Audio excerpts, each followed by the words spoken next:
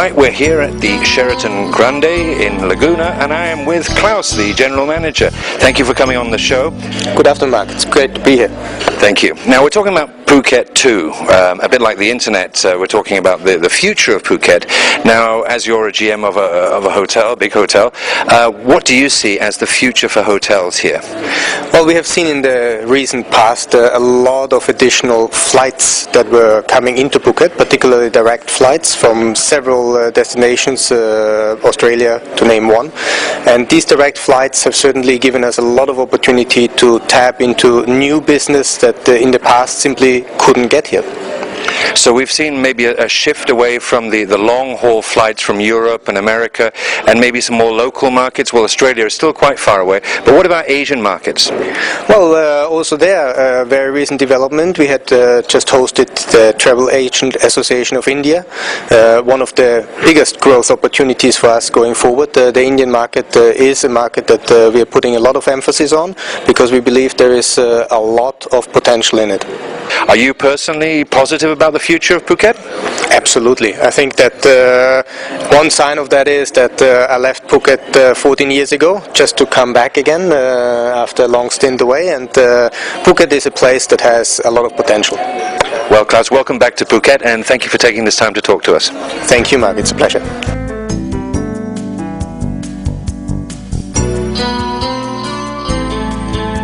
Right, I'm here with Judy Ben, who is the Executive Director of the American Chamber of Commerce. Thank you for being on the show, Judy. How do you see the future? Well, we're very excited to be down here. American businesses are expanding in Thailand, and Phuket is definitely on their radar screen. There are a lot of opportunities here, and AmCham wants to help encourage American companies and other companies to come down to Phuket. How do you think Phuket compares with the rest of Thailand, for example? Well, Phuket, I think, is in a class of its own. Really, I think in the luxury areas that you have here, the hotels, the marinas, it really does stand out and has wonderful potential for the future. So you're positive about the future of Phuket? You think it's really going somewhere? Well, we wouldn't be down here doing this unless we felt that there was opportunities in Phuket for the next decade. Right, I'm here with Michael Ailing. Now tell me, what do you see as the positive thing for Phuket too, the next generation? What new markets are out there? India and China are the two obvious nations. We have two of the world's biggest populations within 4 or 5 hours flying distance from us, and last weekend we hosted the Travel Agents Association of India, and 600, 700 travel agents in India came to Phuket for their conference, which provided an enormous awareness to the Indian travel market, and will serve us in good stead. And as far as the Chinese markets are concerned, we won the Amway conference in 2012, which they will take over Laguna Phuket for 4 to 6 weeks. It's 12,000 to 18,000 delegates coming in, which is huge exposure, and I'm sure Phuket will really reap the benefits from both of these conferences. Now this is on top of what Phuket's been used to in the past, which is basically winter travellers, people coming from Europe and America. So there is constant growth then? I really do believe so. I think the dynamics of sunshine and the beautiful sunshine and climate during the winter in Phuket and cold, damp weather in Europe and Russia is not going to go away in a hurry, and obviously Phuket is a beautiful island to come and holiday in from Europe, and so yeah, we had our second best ever first quarter earlier in the year after a dreadful 2009, which just goes to show those markets are very sustainable. So I see growth for Phuket, and I'm very optimistic about the future. There will be bumps along the way. We have bumps every year, but we see things moving forward every year, and I continue to believe that will be the case.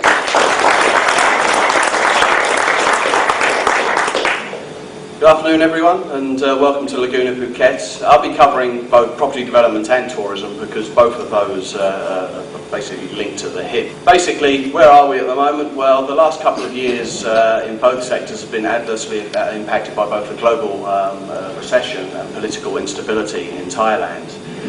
What we found is our property development operations has been hit far harder by these crises than our hotel operations for a number of factors. First one, I guess, is the inflated housing markets crashing in our major markets, the UK and Europe.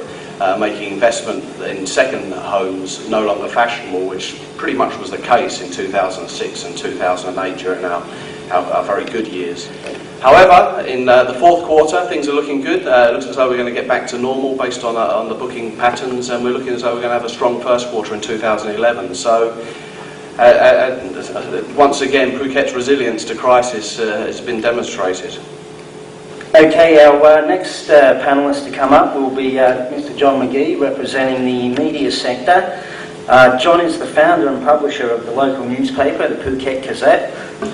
I'd like to talk about media freedom, but I'll do that toward the end. Maybe start off with the future of hard copy newspapers as I see it, specifically for Phuket. It's very different here. The Los Angeles Times is just downsized to something about 40% of what it used to be. But here, we've just totally revamped our newspaper at great expense and with great optimism that it's going to continue as vibrant.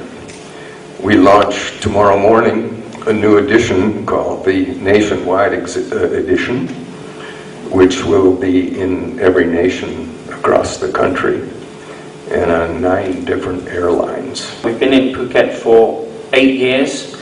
We've seen the types of deals that are completed here change. We've seen business approaches change. We've seen new entrants in the market face different sets of challenges each year.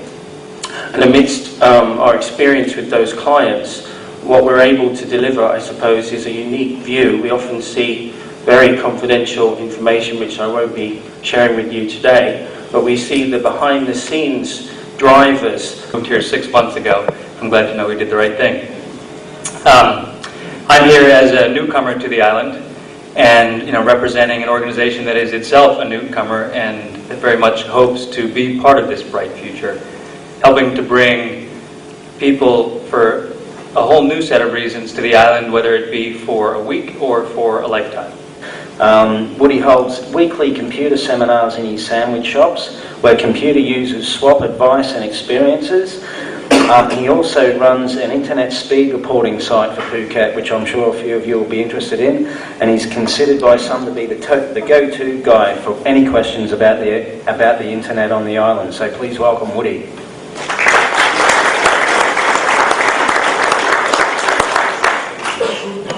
Thank you very much. When I think about the future of IT in Phuket, I tend to think in 3 different segments. We've got the tourism business, we've got tourists arriving, people who need to use the internet to get back phone home. We've got people who live here, they buy houses, they decide to put up stakes in Phuket for a month or 6 months or a year at a time. They need internet access. And we've got IT people, computer people who come to live here just like I did because they've decided that this is where they want to live. And those people also need internet access.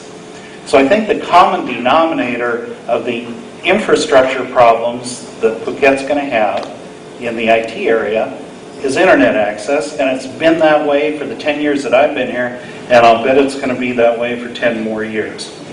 The question that I always get whenever I'm in front of a group, whenever I'm sitting down having a cup of coffee, people will stop me and say, "Woody, my internet is horrible. What is the best internet in Phuket?" And the answer is, well, if you wait a while, it's going to get better. But right now, it's not all that good. A few words about the future in Asia. I think we have a huge territory. It's coming from Myanmar to South China, from Hong Kong to Bali. It's the fastest growing market if you look at the worldwide cruising grounds. Our competition are Caribbean or Mediterranean, but the marinas are full. People have been everywhere. You've got many boats in every harbor. Thailand, Malaysia, Singapore, and the center of Phuket. Malaysia and Singapore are the mature destination. The center of this is Phuket. Okay, thank you very much, Vincent. So that concludes the presentations from our panellists today, and I think we've got some great insights into the future of Phuket industry here. Despite the political turmoil that we see in Bangkok, we've seen significant investment in a new facility in the north part of the island that will promote sports, tourism and meditation retreats. We've heard that the marine industry can be a key driver for high-end tourism here to Phuket. We've seen John investing money and expanding and having confidence in published newspapers, despite some constraints on the media here that they face. Legally, we've seen here that businesses that do set the proper foundations and do follow the local regulations properly can operate profitably here and provide value for investors. And we've also seen that while the rest of the world is rapidly developing its connectivity to the internet, Phuket does face some issues which we hope doesn't prevent its development in the future.